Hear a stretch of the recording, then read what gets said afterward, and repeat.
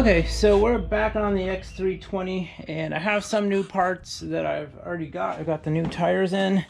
They're over here. I should probably cut these bands and let them expand out a little bit so it'll be easier to mount. And that box back here, that's the new seat. I got a Harbor Freight polisher, some buffer pads, got some John Deere green paint. So the things left that I need to figure out. One is this dash decal. I'm gonna get that from the dealership. It's only like 15 bucks. I just keep kind of forgetting to order it. And that should get us pretty close on this mower. Really, the only other thing, which I'm gonna be working on now, is why is the engine tapping? So I'm gonna see if I can't see what's going on in here. We will need to pull this valve cover off here. And that may mean we need to order a valve cover gasket, depending on how it's sealed on there. I don't think it's gonna be anything major. I think it's probably just valves need to be adjusted or something like that. I really want to get this thing for sale next weekend. So we need to identify what's going on here today so that we can order any parts if we need to, such as a new push rod if we have a bent push rod, and or a valve cover gasket if we need to put a new valve cover gasket on there. And then this thing needs a good wash and possibly a new battery. So yeah, that's what we're doing.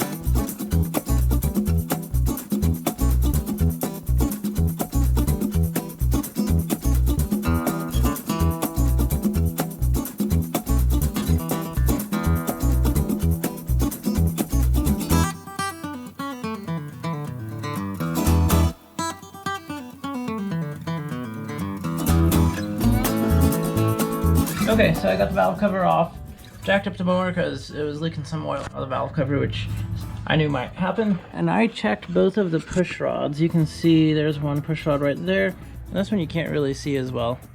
But basically, what can happen is they can bend and touch the sidewall, depending on the situation.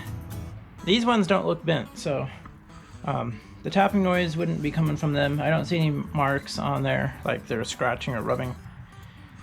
But the valves do seem kind of loose.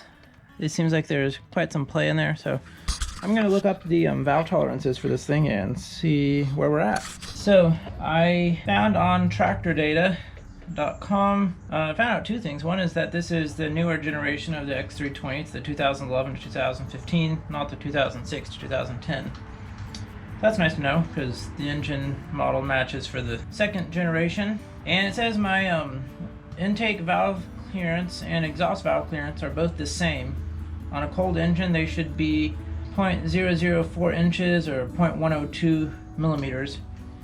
It's been a while since I've been in a machine shop. I forgot how you say that. Is that 4 thousandths? Yeah, so 4 thousandths. And I need to make sure I'm rotated to the right spot for sure. But that's 4 thousandths and I've got 12 thousandths. So it's way too loose on the intake. And it's going there with just a little drag, which I believe is right. This one down here is a little tighter, the exhaust. But again, I need to try to rotate through and see if I can feel the right spots. I think basically if there's no tension on the rod, that's about right. You just want to make sure it's all the way not under load, because otherwise you may not be adjusting quite right. Okay, so I watched a video on YouTube about adjusting these valves, and apparently this is a cam in here, and you rotate this bolt and it will not undo everything, but actually adjust the valves. So in theory, put this on the upper side, the lower one won't turn, or will turn with it. I wonder if I'm supposed to loosen the lower one first. There, now it rotates. That rotates the inner cam, so to speak. Yeah, you can see the whole valve adjusting when you do that. The feeler gauge, like I was saying, it was reading at about 12 thousandths. It needs to be, I'm going to go with 5 thousandths. And I checked the engine. I rotate a little back and forth. Nothing's happening there, so we're in a fine loose spot to adjust it. And guys, if you really want to know how to adjust valves, don't go off of what I do, because it's probably not the best. Okay, that's really loose. So let's get this rotated around. Okay, that feels pretty good. The 5 feels a slight drag on it, but I think that's about right.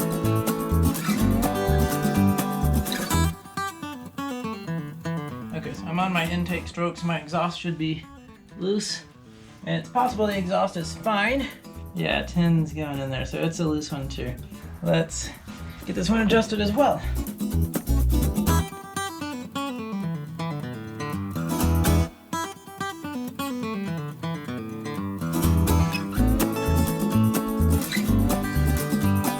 Yeah, I think that'll do. And my gasket looks pretty good to me, so I'm just going to go ahead and toss this back on here.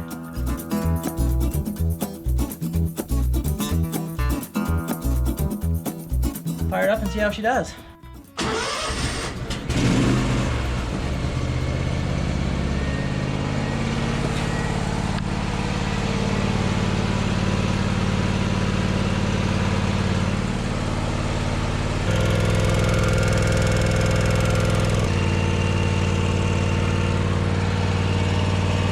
They sound pretty similar now on both sides. Yeah, I'm happy with that.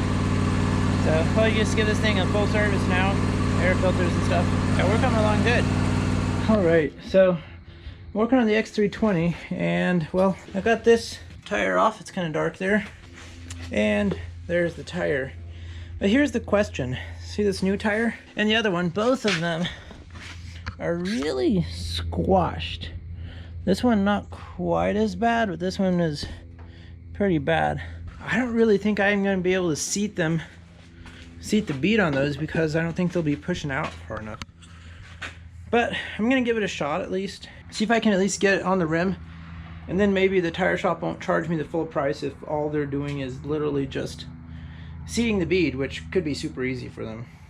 But that's what I'm hoping for. Otherwise it's, you know, 15 bucks a tire, and if they charge me the same amount, then I already wasted time working on it. It's kind of dark in here, but I'm gonna see if I can get this seated. Find out.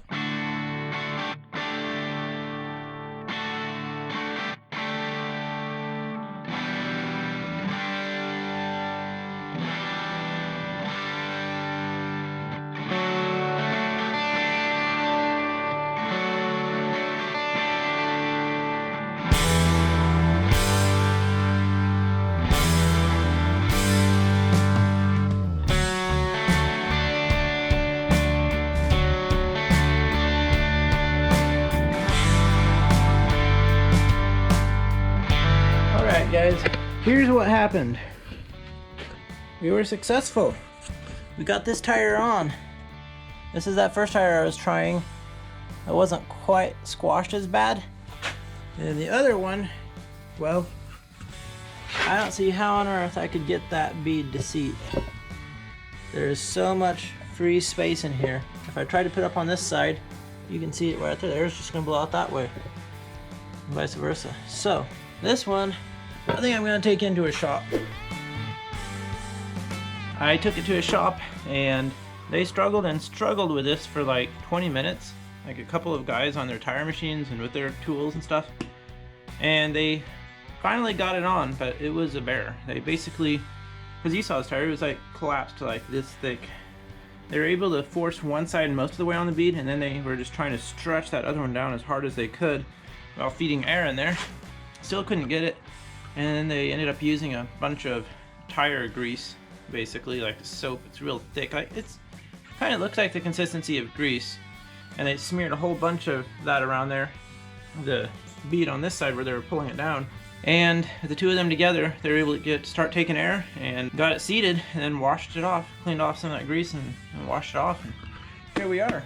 I'll probably throw some grease in there, get those on there, and that'll be a major step forward. Then I'm probably going to go ahead and adjust both sides of valves because it wasn't that hard, and I want to double check and make sure that the first side I did worked out okay. And I'm probably going to set them all down to 4 thousandths because I think that's what it's supposed to be, and I went with 5 thousandths last time. So grease the wheels, wash the mower, do the maintenance kit. Then comes the fun part where I want to polish this hood. I've got another mower I may practice on first because that hood, I have other hoods like it if I damage it. And it's not worth as much. So yeah, so touch up paint. After I've washed, I'll be able to see a little better. That's the main spot right there. This thing really looks pretty clean as far as missing green paint. I probably didn't need to buy a quart yet, but I figured I need it for the long run. I actually kind of wish I'd bought the yellow paint for the deck, because I don't have any yellow paint, but we'll see how that polishes up. So yeah, then I'm going to polish it, change the seat out because I bought another seat, and looky here, we were able to get the label for the dash, so we will throw that in. So yeah, let's get to work. Start with greasing the wheels.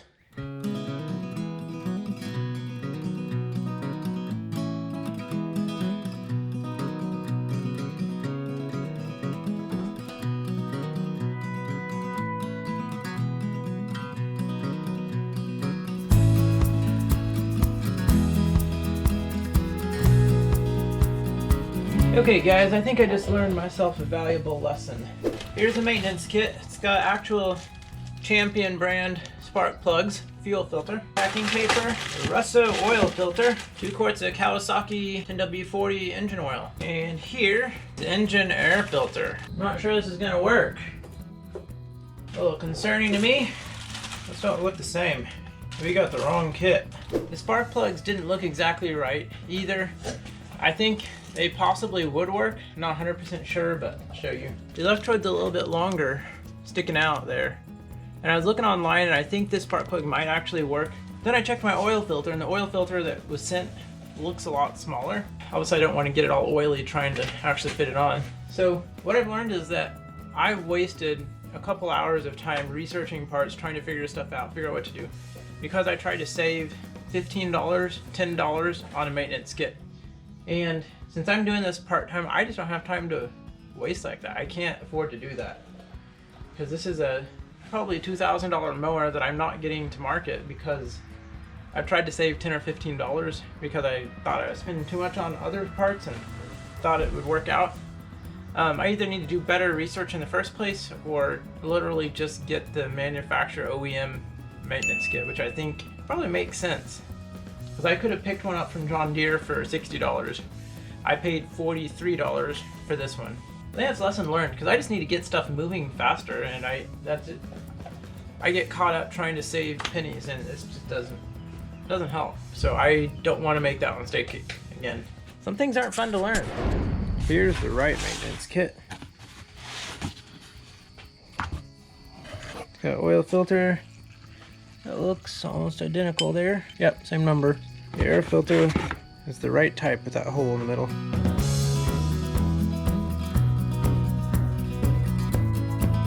Alright, well it is raining outside, and it's only raining a little bit inside, not too bad. So let's see if we can't get the X320, just get prepped a little bit more. Let's see if we can get the foot pads off, get the seat off, and just little odds and ends like that. That, and I also have a few vitamins for the maintenance kit still. Spark plugs, fuel filter, air filter, that stuff that we can install. So let's make the most of our time.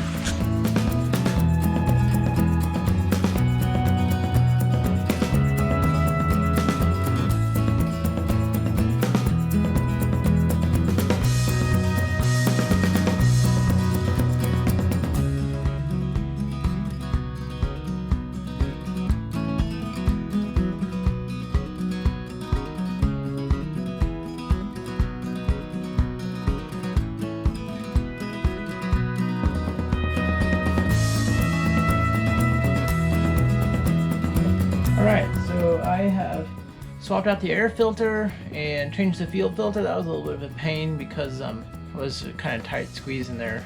And the new fuel filter actually doesn't look as nice quality as the old one, even though this is an actual John Deere OEM maintenance kit. Go figure. Just pulled the first spark plug, and it is a first fire spark plug. So we're running with NGK, that's what comes with the John Deere kit, but they look pretty much the same as far as fit, so that's good. Let's throw the new spark plugs in there.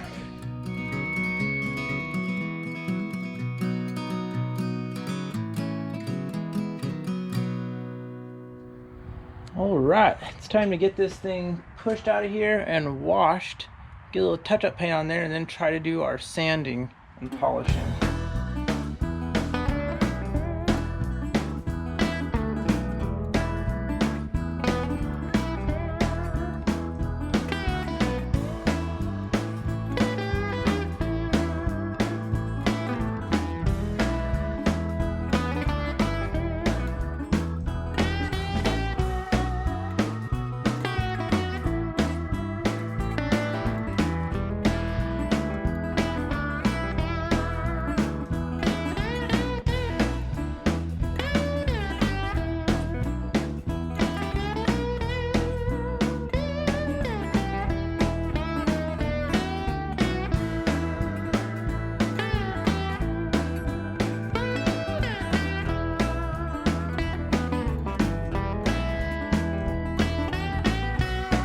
Okay, so I washed it off and I used my blue Scotch-Brite pad for most everything, and the hood was last and I didn't really want to get any contaminants from everything else on the hood, so I just used the microfiber, which probably wasn't enough. I probably should have just gone ahead and scrubbed it, but anyway, some of this is turning out really nice. That's got some good shine to it there. I feel like a lot of this paint doesn't really need sanding.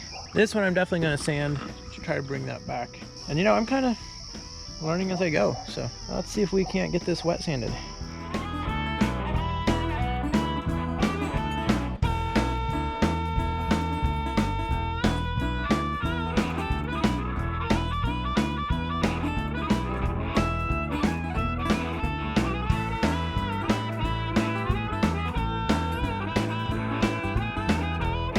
I think that's as sanded as it's going to be until I learn otherwise. So yeah, I think it's ready for the polisher. You can see it's starting to dry up with a slightly cloudy look, which it should with the sanding marks under the 1000 grit. I went ahead and sanded some of the back areas and tried to sand areas that would be easier to hit with the polisher, so I don't leave spots that look like they're kind of cloudy like that. All right, so it's the next morning now, and here's the result from sanding it last night. Just as we expected, it's nice and cloudy, but hopefully in a different way here. You can see the sanding marks. You can see where we sanded the paint here. Definitely want to hit that with a polisher. It may take more than once going over it, but you can't really see for sure if you got something until it dries up again, so that is a little harder. But you know, we're not shooting for perfect, we're shooting for looking nice and way better than it did before. So all that said, let's get to work.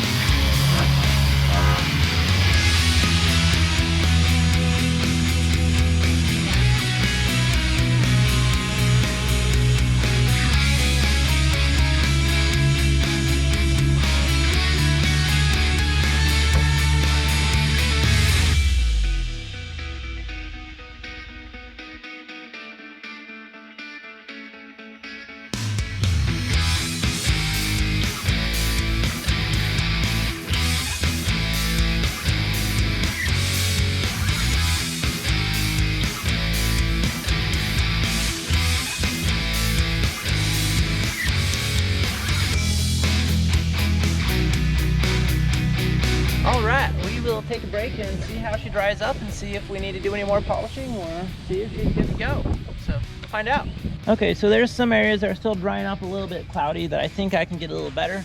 So my plan is to hit them with a lot of pressure if I can, and just a little polish and plenty of water. Kind of like some parts on the side of the hood and a few detail spots on the paint. So let's go do that.